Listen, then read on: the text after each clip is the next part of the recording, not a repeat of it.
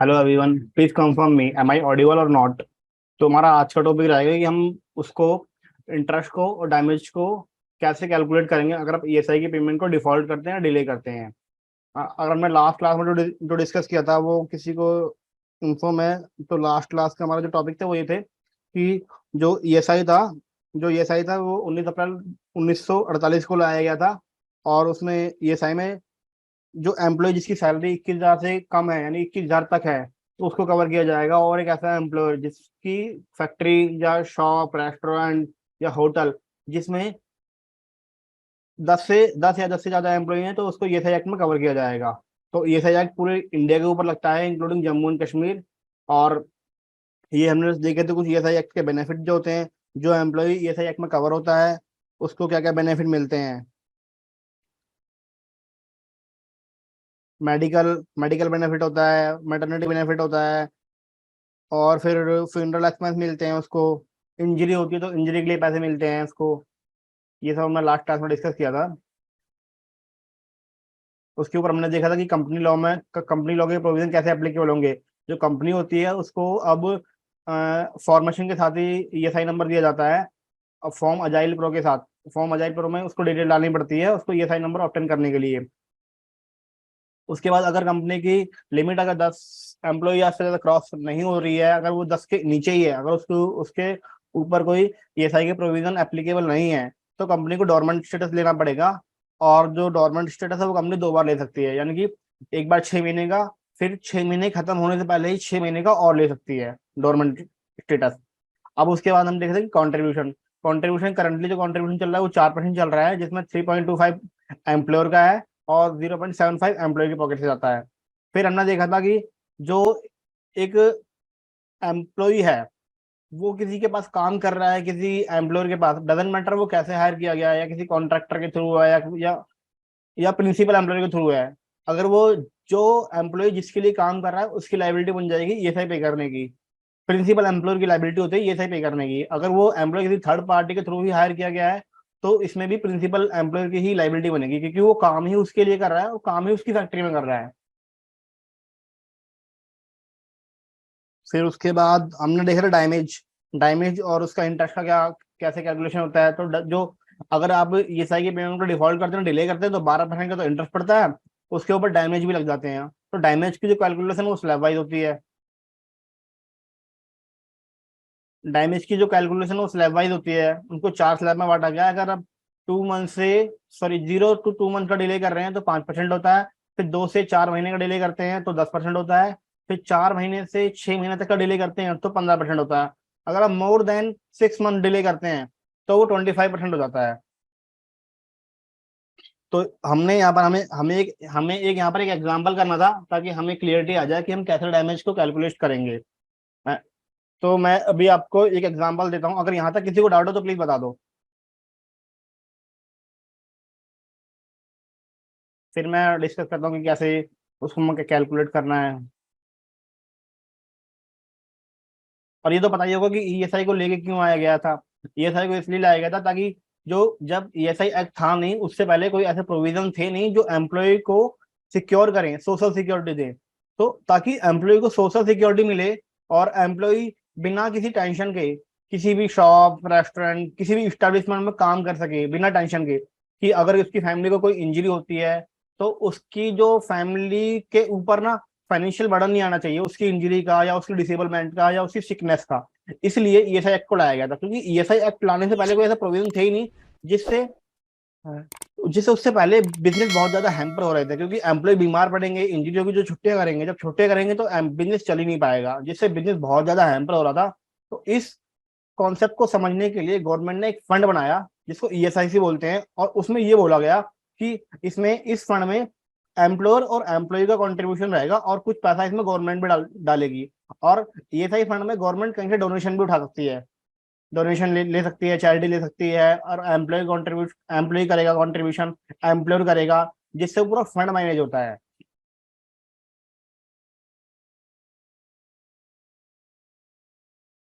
तो आज हम डिस्कस करेंगे कि उसमें डैमेज को कैसे कैलकुलेट किया जाएगा।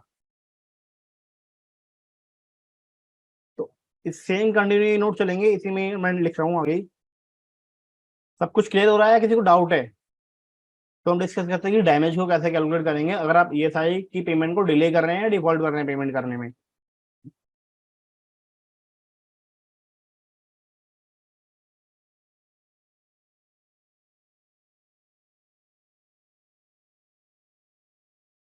तो जैसे मैंने बताया था कि इसको 4 स्लैब में बांटा गया है ईएसआई की पेमेंट के डिफॉल्ट को। तो पहले तो मैं आपको दोबारा से उस स्लैब को रिमाइंड करवा दूं कि अगर आप,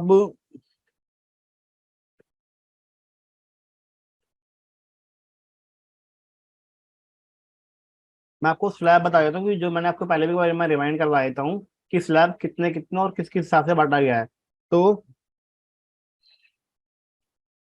ये पीरियड है और ये रेट ऑफ इंटरेस्ट है।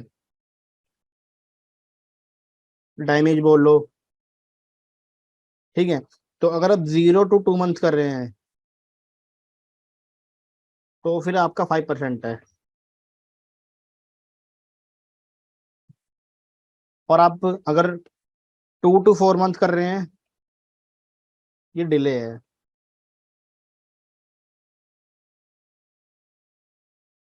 ये डिलेड है। अगर आप 2 महीने से ज्यादा और 4 महीने तक डिले कर रहे हैं तो ये जो डैमेज का परसेंटेज है ये 10% हो जाएगा।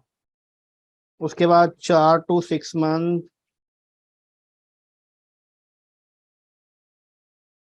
अगर आपने 4 महीने से ज्यादा डिले किया है और 6 मंथ तक का डिले किया है तो ये कंट्रीब्यूशन जो डैमेज का है ये 15% हो जाएगा। उसके बाद अगर आप मोर देन 6 मंथ करते हैं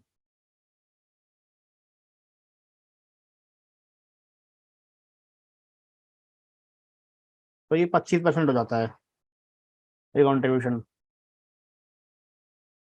अब हम देखते हैं कि इसका एक एग्जाम्पल, इसका एक एग्जाम्पल देखते हैं हम कि ABC limited, ABC limited has 1 lakh you for payment of ESIC, of ESI, and for delay, and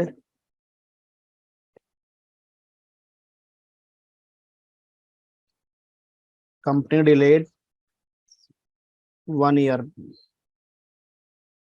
1 year, company ने 1 साल का डिले किया है। तो उस पे कैसे कैलकुलेट करेंगे हम डैमेज को अब? और उसकी लाइबिलिटी थी कंपनी की कितनी, कैलकुलेशन ऑफ डैमेज। तो जो लाइबिलिटी थी कंपनी की वो थी 1 लाख रुपए, और उसने जो डिले किया है वो 1 साल का डिले किया है। तो डैमेज फॉर फर्स्ट 2 मंथ, जो फर्स्ट 2 मंथ के लिए डैमेज रहेगा वो क्या रहेगा? तो 1 लाख की तो उसकी लाइबिलिटी थी और उसने 2 महीने के लिए डिले किया है, 2 महीने के लिए डिले किया है। और इस कितने परसेंट उस पे वो, तो इसके ऊपर जो लगता है अगर आप 0 से 2 मंथ कर रहे हैं डिले तो उस पर लगता है 5%। तो इस पे जो कैलकुलेट करेंगे वो वाला अमाउंट आएगा लगभग आपका, ये आएगा 1 लाख इंटू में 2 डिवाइड बाय 12,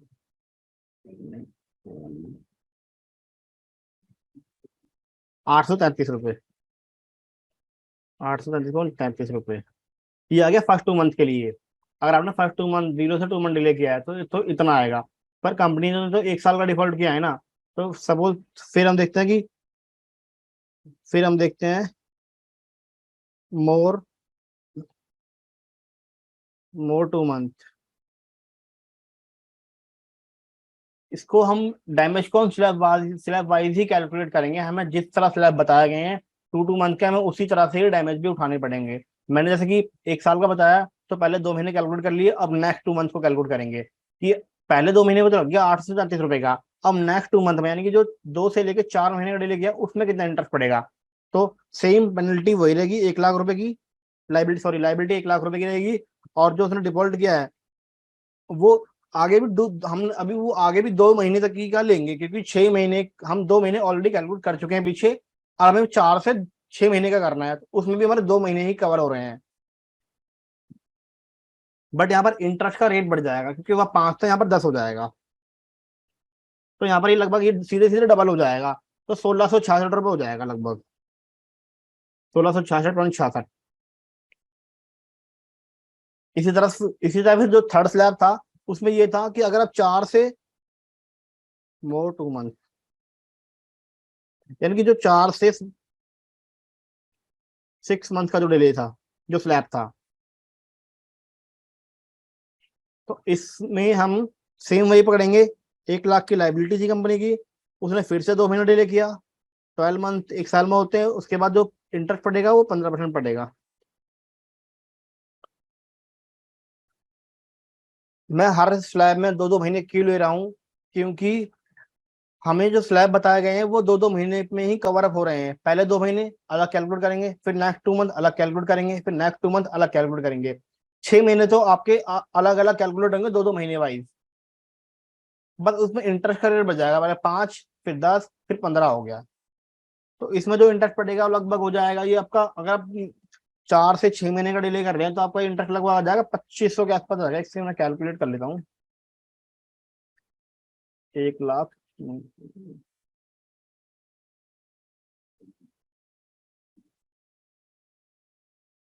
2500 हो जाएगा।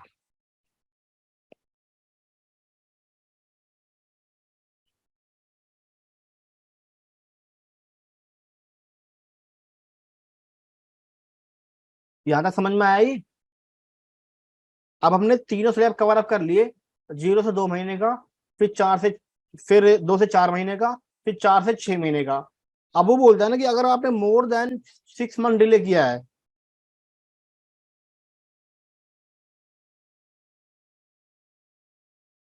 अगर आपने 6 महीने से 1 महीने भी ऊपर किया है, तो सीधे वो इंटरेस्ट लगेगा, 25% लगेगा। बट हमारे केस में 1 साल का डिफॉल्ट है, 1 साल पेमेंट नहीं करी है, तो 6 महीने हम ऊपर कवर कर चुके हैं ऑलरेडी। तो अब हम 6 महीने से ऊपर 6 महीने और डिले किया है, क्योंकि 1 साल डिले किया है ना उसने।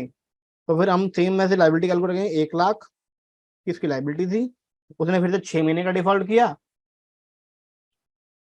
इनटू में 25% का इंटरेस्ट पड़ेगा।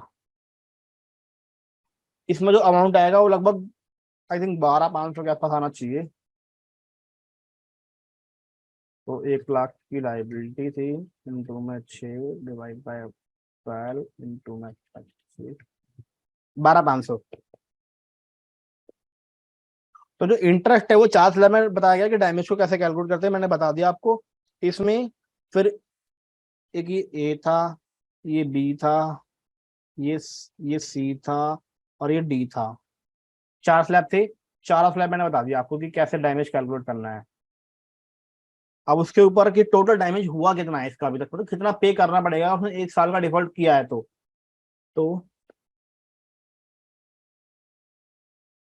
Net damage A plus B plus C plus D. तो अगर हम सबको प्लस करेंगे, तो पहले कितना आया था, 833.33, और दूसरा कितना आया था हमारा, आया था 1666। थर्ड आया था 2500, फिर आया था 12,500। और अब इन सबको कैलकुलेट कर दोगे,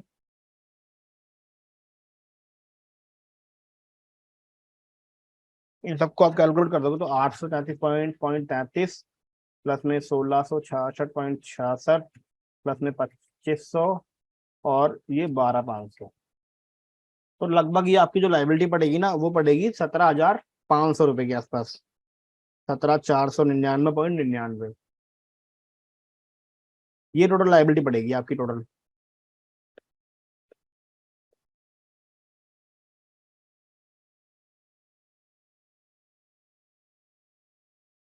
ये पे करना पड़ेगा। इसमें तीनों प्लस का ये चारों, जो जो स्लैब आपने निकाले थे कैलकुलेट किए थे, चारों स्लैब का आपको पे करना है। चारों स्लैब का टोटल करेंगे, उसके बाद टोटल लाइबिलिटी आएगी पे करने की।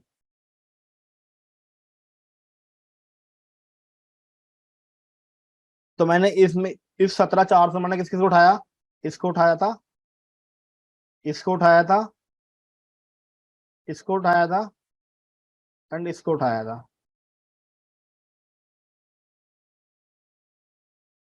तो हमने डैमेज देख लिया कि डैमेज कैसे कैलकुलेट करते हैं अगर आप ईएसआई का अमाउंट डिले कर रहे हैं तो।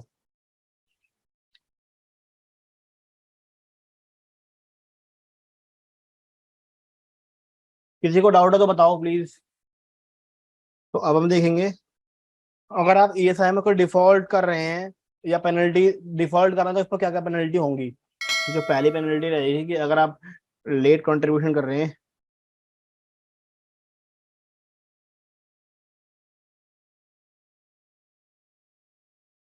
तो आपका 12% इंटरेस्ट पड़ेगा पर एनम का, और प्लस डैमेज।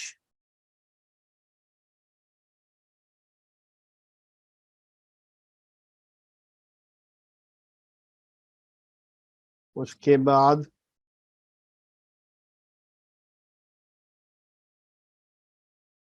अगर कोई एम्प्लॉयर, कोई ऐसा एक एम्प्लॉयर है जो ईएसआई के प्रोविजन को फॉलो नहीं कर रहा, डिफॉल्ट कर रहा है जानबूझ के,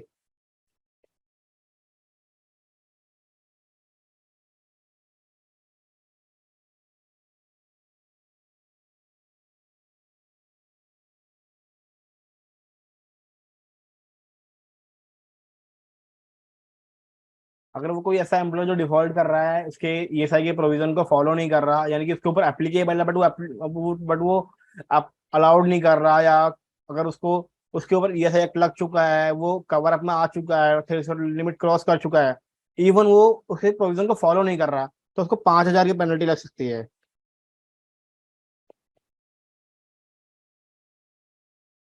पेनल्टी विल अट्रैक्ट ₹5,000।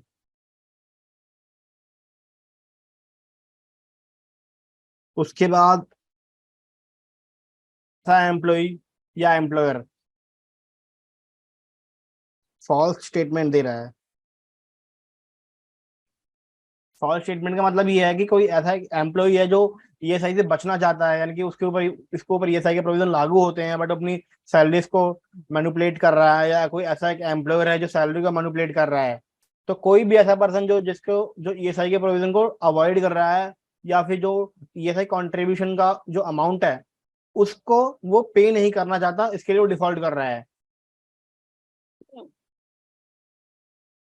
कोई भी ऐसा कोई भी ऐसी स्टेटमेंट जो एम्प्लॉय के एम्प्लॉय डिफॉल्ट कर रहा है, यानी कि उसके ऊपर ईएसआई के प्रोविजन लागू होते हैं बट वो एप्लीकेबल नहीं करवा रहा, अपनी सैलरी को मैनिपुलेट करवा रहा है, या ऐसा कोई एम्प्लॉयर जो सैलरी को मैनिपुलेट कर रहा है, तो उसके ऊपर भी जो पेनल्टी है वो भी लगेगी और उसके दोनों के ऊपर लगेगी।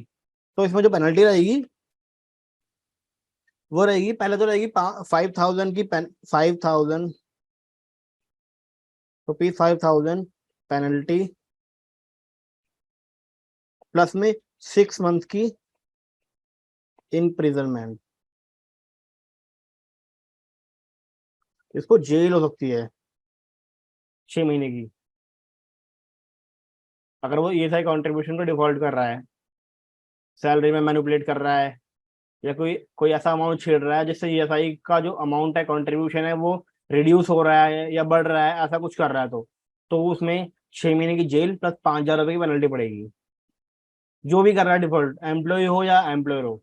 तो अब हम बात करते हैं कि ईएसआई में कंप्लाइंस क्या क्या होते हैं, यानी कि अगर जो एक ऐसी एंटिटी जो ईएसआई एक्ट में कवर अप हो चुकी है, तो उसको क्या क्या कंप्लाइंस फॉलो करने पड़ेंगे।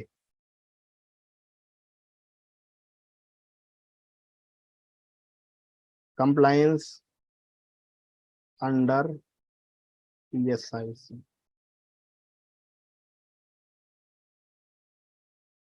तो जो पहला जो कंप्लायंस रहेगा कि अगर जब एम्प्लॉय जो एक ऐसी एंटिटी जो ईएसआई एक्ट में की जो लिमिट है उसको क्रॉस कर रही है, तो उसको 15 दिन के अंदर अंदर ईएसआई में रजिस्ट्रेशन लेना ही पड़ेगा।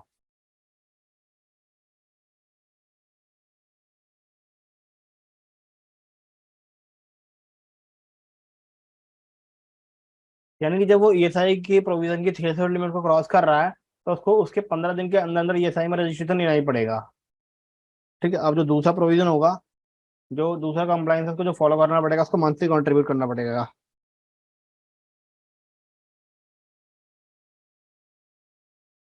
मंथली कंट्रीब्यूट में दो पार्ट आएंगे, ये 3.75 एम्प्लॉयर का और 0.75। ये मैं बार बार इसलिए लिख रहा था कि आपको रिमाइंड याद हो जाए, इसलिए लिख रहा हूँ बार बार। फिर उसका जो जो थर्ड जो कंप्लाइंस होगा वो होगा रिटर्न फाइलिंग। जो कि एम्प्लॉयर होगा उसको हर 6 महीने में रिटर्न फाइल करनी पड़ेगी कि उसने क्या क्या कंट्रीब्यूट किया है, कितने की सैलरी पे कंट्रीब्यूट किया है, वो सब उसको एक रिटर्न में फाइल करना पड़ेगा। ये जो हम जो मंथली पे करते हैं, जैसे ये तो नॉर्मल चालान होता है कि चालान से ये सही का अमाउंट पे कर दिया, बट जो मंथ जो 6 मंथ में एक बार जो रिटर्न जाती है उसमें हम बाइफरकेट करते हैं कि हम कितने अमाउंट पे क्या क्या पे कर रहे हैं, पूरी सैलरी का उसमें स्ट्रक्चर जाता है। तो ये पूरा कोर्स में बताया जाएगा आगे कि कैसे कैसे फाइल करते हैं रिटर्न। पूरी पूरी प्रैक्टिकल बताऊंगा आपको मैं आगे जाके कि किस तरह से हाफ ईयरली रिटर्न जाएगी, किस तरह से चालान जाएंगे, और किस तरह से डैमेज को कैलकुलेट करेंगे, पूरा का पूरा प्रैक्टिकल अप्रोच होगी। अब उसके बाद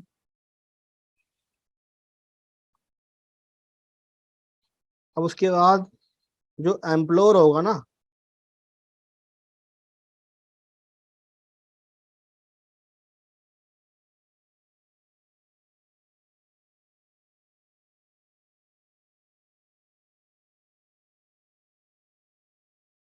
जो एम्प्लॉयर होगा उसको कुछ रजिस्टर मेंटेन करने पड़ेंगे। कभी कभी क्या होता है ना कि जिस जगह पे आप काम कर रहे हो वहां पे पूरे रजिस्टर अगर मेंटेन नहीं होते ना, तो डिपार्टमेंट वाले आते हैं, लेबर डिपार्टमेंट वाले, और वो फिर वो रजिस्टर चेक करते हैं। अगर पूरी प्रॉपर रजिस्टर मेंटेन नहीं है तो वहां पे पेनल्टी लगा देते हैं वो, और बहुत हैवी पेनल्टी लगाते हैं वो, क्योंकि लेबर लॉ के जो कंप्लाइंस है बहुत ज्यादा स्ट्रिक्ट हैं, क्योंकि डिपार्टमेंट हमेशा लेबर के फेवर में चलता है। तो इसीलिए आप जहां जहां भी मेंटेन करते हैं, तो वहां पे ये जो मैं रजिस्टर बता रहा हूँ ये जरूर मेंटेन करने हैं। तो जो जो पहला रजिस्टर है वो है अटेंडेंस रजिस्टर। दूसरा है वेजेस कंट्रीब्यूशन रजिस्टर।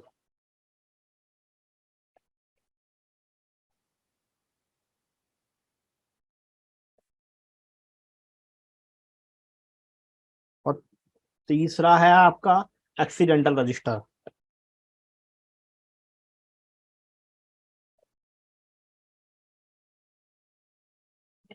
ये तीन रजिस्टर आपको मेंटेन करने ही पड़ते हैं, क्योंकि एक्सीडेंटल रजिस्टर इस केस में होता है कि अगर किसी एम्प्लॉय के साथ मिसहैपनिंग होती है, तो कब हुई है, आपने उसके लिए क्या कंट्रीब्यूट किया है और कब कंट्रीब्यूट किया है, वो सब डिटेल्स में रजिस्टर में मेंटेन करनी पड़ती हैं। ये तीन रजिस्टर आपको मेंटेन करने पड़ते हैं। ये तीन रजिस्टर जो आपको मेंटेन करने पड़ेंगे अपने रजिस्टर्ड ऑफिस पर, जहाँ पर आप काम कर रहे हैं वहाँ आपको ये तीनों रजिस्टर मेंटेन करते हैं। जो भी आप सैलरी का रजिस्टर होता है, अटेंडेंस रजिस्टर होता है, वेजेस कॉन्ट्रीब्यूशन एक ऐसा रजिस्टर होता है कि आपने किस एम्प्लॉय के लिए किस मंथ में कितना कंट्रीब्यूट किया है, कितना उसको वेजेस दिया है, पूरी पूरी बाइफरकेशन होती है। मैं आपको ये रजिस्टर भी दिखाऊंगा प्रैक्टिकली रजिस्टर कैसे मेंटेन करते हैं और इस रजिस्टर को किस तरह मेंटेन किया जाता है, और बहुत सारी प्रैक्टिकल चीजें इसमें जो बताई जाएंगी आपको, क्योंकि इन रजिस्टर के बेस पे ही डिपार्टमेंट पेनल्टी इम्पोज करता है। जब भी कोई नोटिस वगैरह आता है ये रजिस्टर ही मंगाता है डिपार्टमेंट वाले। अब उसके बाद हमारा एक जो बहुत इंपॉर्टेंट कॉन्सेप्ट है वो हम स्टार्ट कर रहे हैं अब, कि जो अगर सपोज करो कि एक जो एम्प्लॉई है और एक जो एम्प्लॉयर है उसके बीच में डिस्प्यूट क्रिएट हो रहा है, यानी कि जो एम्प्लॉई है वो बोल रहा है कि मेरे को इतना वो बेनिफिट मिलना चाहिए बट आपने मुझे इतना दिया है, मेरे लिए इतना क्लेम होना चाहिए, आपने इतना क्लेम दिया है। अगर कोई इस तरह के डिस्प्यूट होंगे तो कहाँ पे जाके मामला सेटल होगा ये। तो इसके लिए ना जो गवर्नमेंट है ना उसने कोड डिसाइड कर रखे हैं कि हर लोग जो जो भी आपकी जुरिडिक्शन है, जो भी लोकल एरिया है, लोकल एरिया वाइज गवर्नमेंट ने कोड बना रखे हैं कि जितने भी ईएसआई के मैटर होंगे वो इस कोड में सेटल होंगे। इस हर एक पर्टिकुलर एरिया के लिए एक कोड बना हुआ है। और गवर्नमेंट चाहे तो अगर कोई कोड बनाती है तो फिर वो रेगुलेशन लेके आती है, फिर कोड को स्टैब्लिश करती है। अगर गवर्नमेंट चाहे तो सेम स्टेट के लिए या सेम लोकल एरिया के लिए दो कोड अपॉइंट कर सकती है, या एक कोड के लिए दो एरिया भी अपॉइंट कर सकती है। और फिर वहां पर जाके जो वहां पे जो होता है, जो जो वो कोर्ट होता है जहाँ पे वो मैटर सेटल होगा, वहां पर भी जो जज होता है उसकी भी क्वालिफिकेशन होती है कि कोई एक ऐसा पर्सन किसी को भी उठा के ऐसे जज इस ईएसआई कोर्ट का जज नहीं बना सकते, क्योंकि बहुत ज्यादा कॉम्प्लिकेटेड मैटर होते हैं जिनमें डिसाइड करना पड़ता है कि एम्प्लॉय की इंजरी क्या है, उसको कितना बेनिफिट मिलना चाहिए, जितना मिलना चाहिए उतना मिला है या नहीं मिला एक्चुअल में। तो ये सब डिसाइड करता है जो कि बहुत एक एक्सपीरियंस पर्सन होता है। तो अब हम बात करते हैं, हमारा जो मोस्ट इंपोर्टेंट जो टॉपिक है वो ये है कि क्योंकि बहुत बार यही होता है कि किसी एम्प्लॉय को अगर कोई बेनिफिट नहीं मिलता, कोई क्लेम नहीं मिलता, तो परेशान होकर वो बैठ ही जाता है, बट आगे के क्लेम करता ही नहीं है कि, बट उसको पता ही नहीं होता कि किस तरह से क्लेम करना है, कहाँ जाना है, कहाँ केस फाइल करना है। तो उसके पॉइंट ऑफ व्यू से बहुत मेन पॉइंट है ये, एडजुडिकेशन डिस्प्यूट एंड क्लेम। ये गवर्नमेंट है, ये कॉन्स्टिट्यूट करेगी ईएसआई कोर्ट।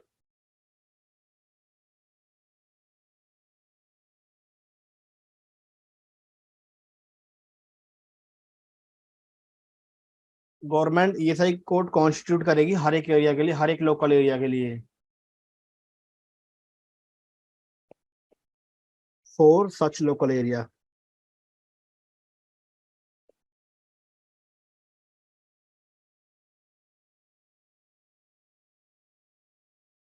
अब जो गवर्नमेंट है उसने कोर्ट तो डिसाइड कर दिया, अब उस कोर्ट के लिए उसका जज कौन होगा?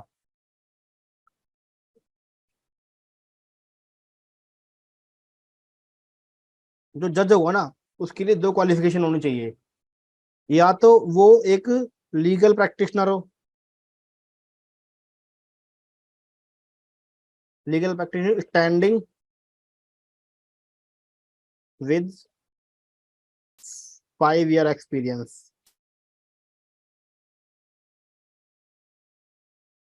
Eight bar. कोई ऐसा नहीं कि कोई भी पर्सन जिसको 5 साल के वो कोई केसेस देख रहा है और 5 साल से प्रैक्टिस कर रहा है लीगल केस वगैरह की, तो उसको बना देंगे, ऐसा कुछ नहीं है। वो बार में प्रैक्टिस होना चाहिए 5 साल के लिए। या तो वो लीगल प्रैक्टिशनर हो, या तो वो कोई लीगल प्रैक्टिशनर हो, या तो फिर वो कोई जुडिशियल पर्सन हो।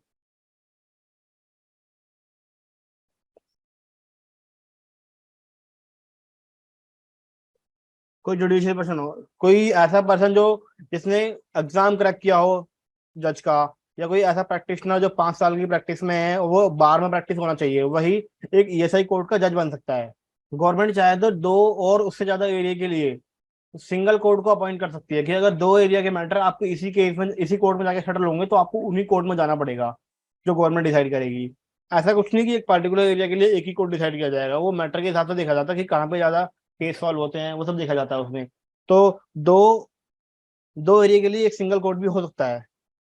अब जब केस हुआ है, सॉल्व हुआ है, और फिर उसके बाद मैटर भी डिसाइड हुआ, अब आपको जितना बेनिफिट मिलना चाहिए था आपको उतना नहीं मिला, आपको ये लगा, तो फिर आप उसके बाद जाओगे ईएसआई कोर्ट में।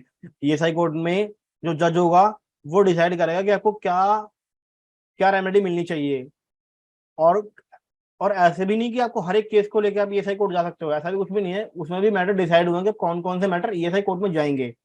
तो हम डिसाइड करते हैं अभी वाला मैटर, कौन कौन से ऐसे मैटर हैं जो आप ईएसआई कोर्ट में लेके जा सकते हैं। वो भी मैटर बता रखे हैं, क्योंकि ऐसा भी कुछ नहीं कि सारे मैटर आप लेके ईएसआई कोर्ट में चले जाओगे। मैटर डिसाइड किए हुए हैं कि आपको यही मैटर लेके ईएसआई कोर्ट में जाना है। अगर इनके अपार्ट कोई मैटर है तो आप फिर उस कोर्ट में नहीं जा सकते।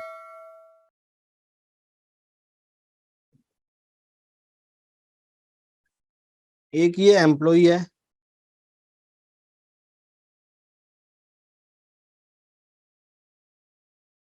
ये एम्प्लॉइज है सपोज करो, और एक ये एम्प्लॉयर है, सपोज करो ये फैक्ट्री है, इसको हम एम्प्लॉयर मान लेते हैं। ठीक है, अब इनके बीच में डिस्प्यूट हुआ है। वो जो डिस्प्यूट है वो किन किन मैटर को लेकर हुआ है?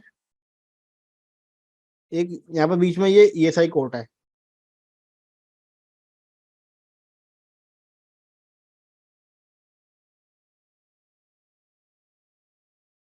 ये एम्प्लॉयर और एम्प्लॉयर एम्प्लॉयर भी जा सकता है ईएसआई कोर्ट। अगर कोई एम्प्लॉय ने डिफॉल्ट किया है तो वो भी चला जाएगा ईएसआई कोर्ट, अगर कोई एम्प्लॉयर ने डिफॉल्ट किया है तो एम्प्लॉय चला जाएगा ईएसआई कोर्ट। बट वो मैटर कौन कौन से होने चाहिए मैं आपको नीचे बता रहा हूँ।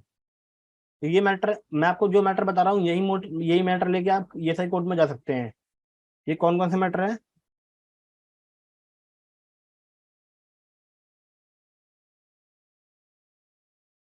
जो पहला जो मैटर है वो है कि वेदर ए पर्सन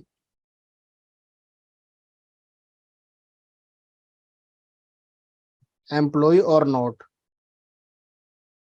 कोई एक ऐसा पर्सन जो एम्प्लॉय की डेफिनेशन में ही नहीं आ रहा, यानी कि वो एम्प्लॉय है भी या नहीं। तो ये भी डिसाइड करने के लिए अगर ये पता नहीं चल रहा है, इसके बीच में कोई डिस्प्यूट है, तब उसको कोई थर्ड पार्टी से किसी ने हायर किया एम्प्लॉय, अगर प्रिंसिपल एम्प्लॉय, जो प्रिंसिपल एम्प्लॉयर होगा उसको तो यही कंफ्यूजन रहेगी कि ये एम्प्लॉय मेरे अंडर नहीं आएगा, तो ये डिसाइड करेंगे कि वो एम्प्लॉय है भी या नहीं। तो ये मैटर लेके आप ये से कोर्ट जाओगे। अब उसके बाद रेट ऑफ वेजेस, जो वेजेस है वो डिसाइड, अगर कोई वेजेस के रिगार्डिंग कोई जितना उसको वेजेस को जितना उसको कंट्रीब्यूट करना चाहिए उतना नहीं कर रहा, या उससे कम कर रहा है, या उसको उसमें मैनिपुलेट कर रहा है, तो इसके इसके ऊपर कोई डिस्प्यूट अराइज होता है तो फिर आप ये सही कोर्ट जाओगे। उसके बाद आता है अमाउंट ऑफ कंट्रीब्यूशन।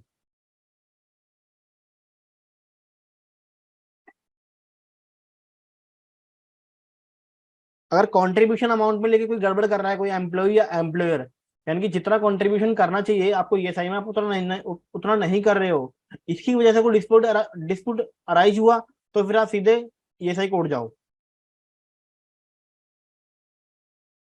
अब यहाँ पर आता है अमाउंट ऑफ बेनिफिट।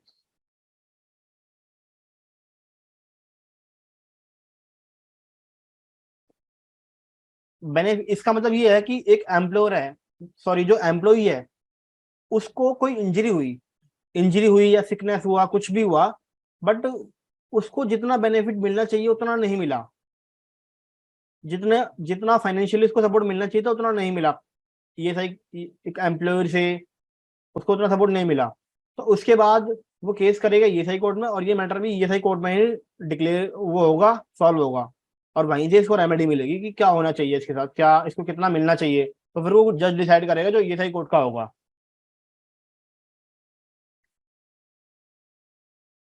उसके बाद आता है रिव्यू ऑफ डिपेंडेंट।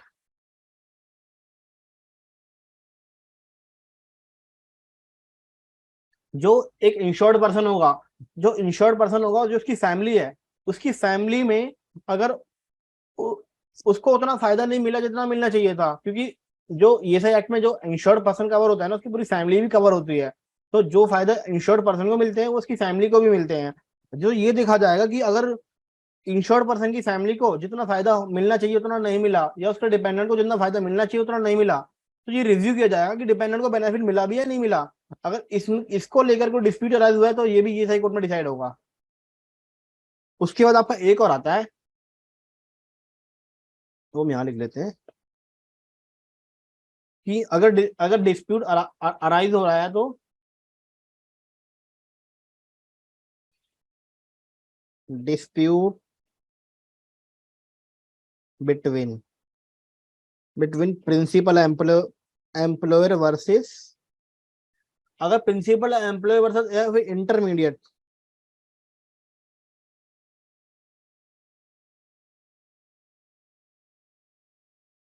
या इसको सिंपल कॉन्ट्रैक्टर बोल सकते हो आप,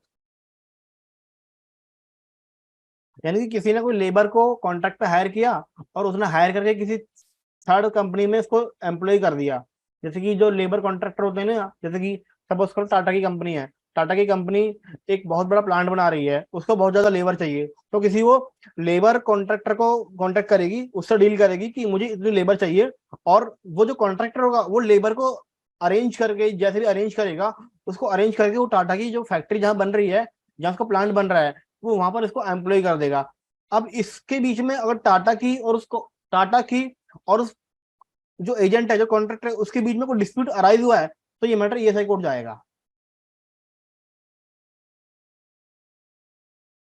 अगर ऐसे ही कोई डिस्प्यूट अराइज होता है, principal employer versus trade union होता है, इसका मतलब ये है कि कोई अगर किसी किसी एम्प्लॉय के साथ अच्छा नहीं हुआ, यानी कि किसी एम्प्लॉय के साथ डिफॉल्ट हुआ है इस कंपनी में, तो वो जो एम्प्लॉय होता है ना वो ट्रेड यूनियन चला जाता है, तो फिर ट्रेड यूनियन उसका केस लड़ती है प्रिंसिपल उसके एम्प्लॉय के बिहाफ पे, तो फिर ये मैटर जो होता है ना वो principal employer versus trade union हो जाता है, तो फिर ये मैटर सीधे ईएसआई कोड चला जाता है।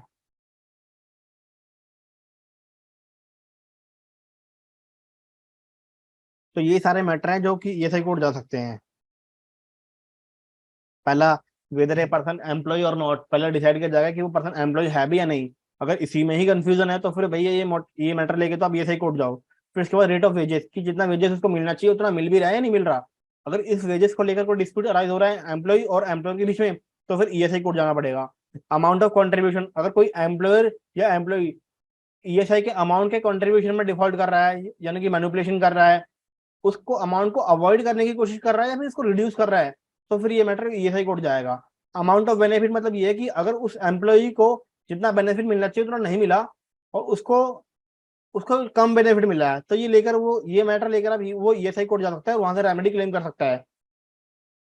रिव्यू ऑफ डिपेंडेंट बेनिफिट, अगर कोई बेनिफिट को उतना फायदा नहीं मिला जितना मिलना चाहिए, तो वो जो इंश्योर्ड पर्सन है वो अपने डिपेंडेंट को लेकर ईएसआई कोड जा सकता है और फिर उसके बाद वहां से रेमेडी ले सकता है। फिर डिस्प्यूट जब अराइज होगा प्रिंसिपल एम्प्लॉय वर्सेस इंटरमीडिएट, यानी कि कॉन्ट्रैक्टर, किसी कॉन्ट्रैक्टर के बीच में, जैसे मैंने आपको केस बताया कि टाटा की कोई फैक्ट्री बन रही है और वहां पे लेबर चाहिए, तो वो किसी एक लेबर कॉन्ट्रैक्टर से कॉन्ट्रैक्ट करेगी। उसके बाद वो बोलेगी कि मुझे 200 लेबर की जरूरत है, तो जो कॉन्ट्रैक्टर है वो 200 लेबर अरेंज करेगा और टाटा की जो फैक्ट्री जहाँ बन रही है वहां पे इसको एम्प्लॉय कर देगा। उसके बाद टाटा की लाइबिलिटी बन जाएगी ईएसआई पे करने की। अगर टाटा इसमें डिफॉल्ट करता है तो इन दोनों के बीच का जो मैटर है वो ईएसआई कोड जाएगा।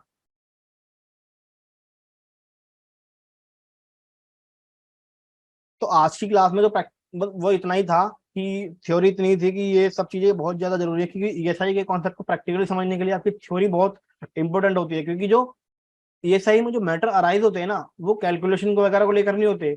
वो अमाउंट जो मैटर जो डिसाइड होते हैं, यानी कि जो कॉम्प्लिकेशंस आती हैं वो मैटर को डिसाइड करने में आती है कि एम्प्लॉय कवर हो भी रहा है नहीं हो रहा। इस चीज को लेकर बहुत ज्यादा दिक्कतें सामने आती हैं। उसके बाद मैं आपको अभी बता दूं कि ईएसआई का जो अमाउंट है वो कैसे कैलकुलेट किया जाएगा, एक नॉर्मल सैलरी शीट कैसे बनाएंगे। मैंने एक असाइनमेंट रेडी किया है उसमें कि आपको जो सैलरी है उस पे ईएसआई का अमाउंट कैसे कैलकुलेट करना है, कैसे एम्प्लॉय का अमाउंट कैलकुलेट होगा, कैसे एम्प्लॉयर का अमाउंट कैलकुलेट होगा। तो मैं अभी आपको बता देता हूँ। एक सेकेंड, एक सेकेंड में आपको सैलरी शीट दिखा देता हूँ कि कैसे कैलकुलेट करना है अमाउंट। तो मैं आपको बताऊंगा कि जो सैलरी है उसको उस पर ईएसआई अमाउंट कैसे कैलकुलेट किया जाएगा। तो सपोज करो ये हमने एक नॉर्मल सैलरी शीट ड्राफ्ट कर रखी है। ये सैलरी शीट है, ये सीरियल नंबर है, उसके बाद ये एम्प्लॉय कोड है, ये एम्प्लॉय के नाम है, ये डेज, क्योंकि सैलरी को ना हमेशा 31 डेज के हिसाब से ही कैलकुलेट किया जाता है, इसलिए मैंने 31 डेज लिया है। 31 दिन के हिसाब से सैलरी बनती है। उसके बाद ये पेबल डेज, यानी कि उसने काम कितने दिन किया एक्चुअल में, ये उसकी बेसिक सैलरी है। एक सेकंड, ये मैं ना दूसरी शीट खोल ली शायद, एक सेकंड।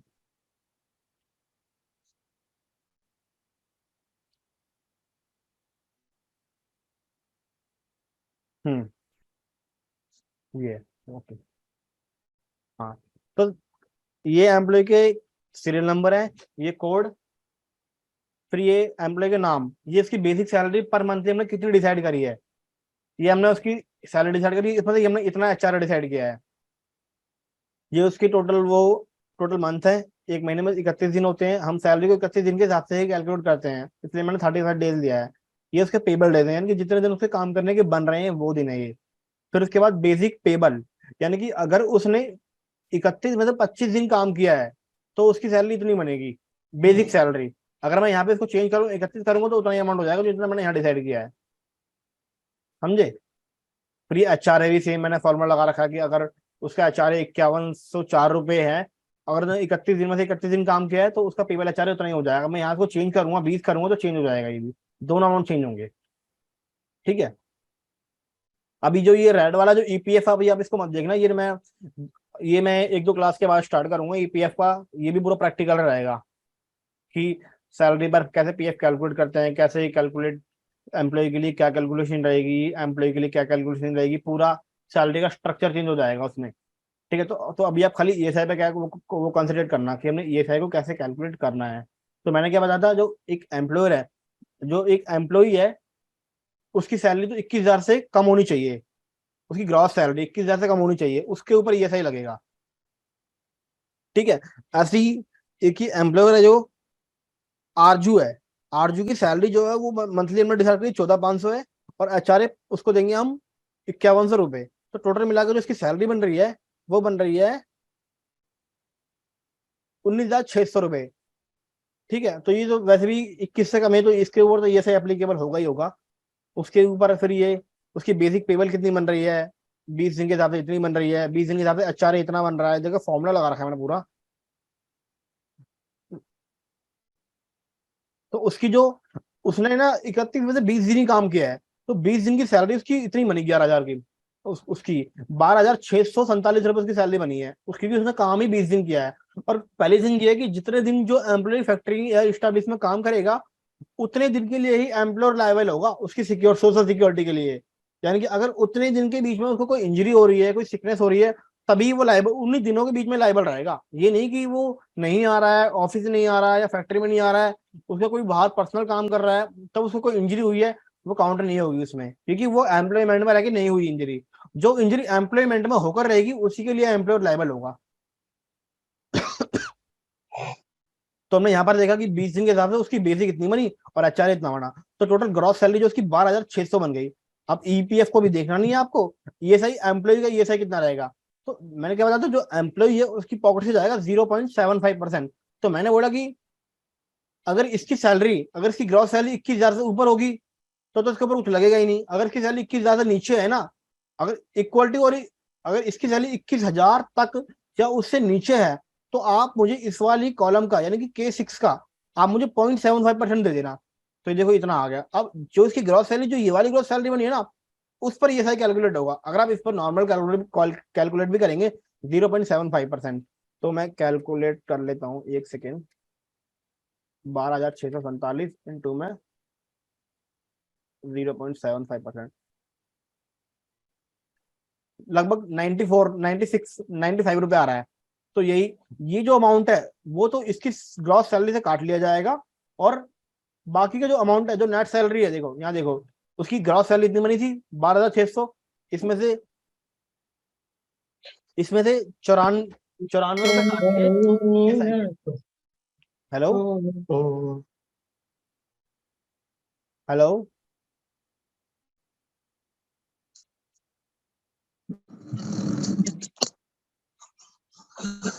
हेलो, कोई डाउट है किसी को।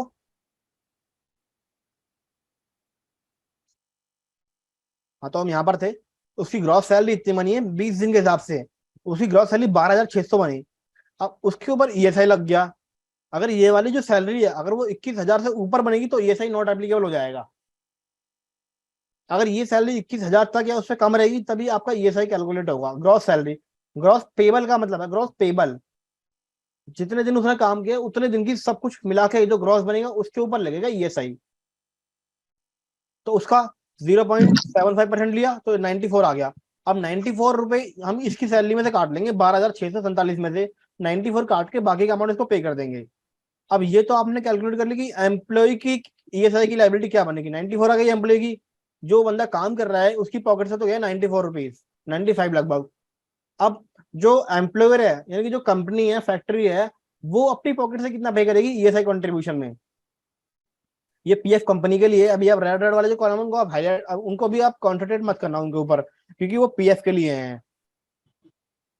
फिर के बाद ये ईएसआई कंपनी कंपनी के केस में 3.25 जाएगा। तो जो अमाउंट बन रहा था, एक सेकेंड, उसकी सैलरी कितनी बनी थी, एक सेकेंड एक सेकेंड एक सेकेंड, मैं आपको कैलकुलेट करके दिखा देता हूँ ताकि डाउट ना रहे आपको। हाँ, अगर हम यहाँ पे नॉर्मल फॉर्मूला भी लगाए ना कि अगर जो कंपनी की पॉकेट से ईएसआई कितना जाएगा, तो बोलेंगे सिंपल सा, जो इसकी जो नेट सैलरी जो बन रही थी ग्रॉस, इसके ऊपर आप 3.25 कैलकुलेट कर लो, ये अमाउंट आएगा। ये भी सेम ही रहेगा।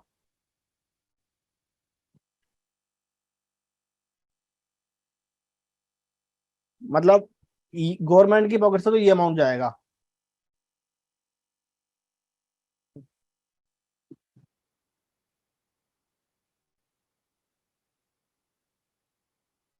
अगर उसकी ये ग्रॉस सैलरी 21 से ऊपर चली जाएगी तो उसके ऊपर ईएसआई एप्लीकेबल नहीं होगा। जितने दिन की वो ग्रॉस सैलरी लेगा उतने दिन के लिए ही हम कैलकुलेट करेंगे ईएसआई। अगर जितने दिन की उसकी पेबल 21 से कम बन रही है तो वो ईएसआई एक्ट में कवर होगा।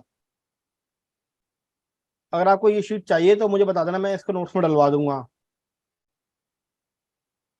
जिसको ये शीट चाहिए, आप वीडियो के एंड में कमेंट बॉक्स में अपनी ईमेल आईडी कमेंट कर देना, मैं ये शीट डलवा दूंगा, उसमें आपकी मेल पे डलवा दूंगा। ठीक है। अब हम नेक्स्ट क्लास में डिस्कस करेंगे कि पीएफ का तो 2 दिन क्लास के बाद डिस्कस करेंगे। एक ही सैलरी शीट है, मैं पूरी एक सैलरी शीट बना के लाऊंगा जो कि पूरी प्रैक्टिकल रहेगी, आपको जो ईएसआई के कॉन्सेप्ट को पूरा क्लियर कर देगी। तो नेक्स्ट क्लास में हम पूरा का पूरा ओवरव्यू दोबारा देखेंगे कि हमने क्या क्या अब तक किया है, और एक सैलरी जो प्रैक्टिकल जो सैलरी शीट रहेगी मैं आपको वो दिखाऊंगा कि ये कैसे कैसे कैसे कैसे कंडीशन क्रिएट होती हैं और किस तरह से हमें उन कंडीशन से डील करना पड़ता है। यानी कि कभी भी कोई, अगर कोई एक ऐसा एम्प्लॉय है जो जो ईएसआई में कवर होना चाहता है, तो उसके लिए हमें कैसे कैसे प्लानिंग करनी पड़ेगी, क्या हम उसके लिए कर सकते हैं। तो वो सब हम डिस्कस करेंगे नेक्स्ट क्लास में। उसके बाद तो फिर ठीक है, आज का यहीं खत्म करते हैं हम, आज का टॉपिक यहीं वाइंड अप करते हैं। उसके बाद हम डिस्कस करते हैं नेक्स्ट क्लास में। नेक्स्ट क्लास में हम पूरा प्रैक्टिकल देखेंगे कि सैलरी शीट कैसे ड्रॉ करेंगे, क्या सैलरी शीट कैसे बनाएंगे, और सैलरी के ऊपर ईएसआई कैसे पे करेंगे। उसके बाद जो नेक्स्ट क्लास रहेगी उसमें हम ईएसआई का रजिस्ट्रेशन करना देखेंगे कि ईएसआई को रजिस्ट्रेशन कैसे करते हैं। मतलब कि नेक्स्ट क्लास के बाद हमारा पूरा प्रैक्टिकल स्टार्ट हो जाएगा। तो आज हम यहीं इसको वाइंड अप करते हैं, क्लोज करते हैं। ये वाली सैलरी शीट जिसको चाहिए मुझे बता देना, कमेंट बॉक्स में ईमेल आईडी डाल देना, मैं इसको मेल डलवा दूंगा ये वाली सैलरी शीट।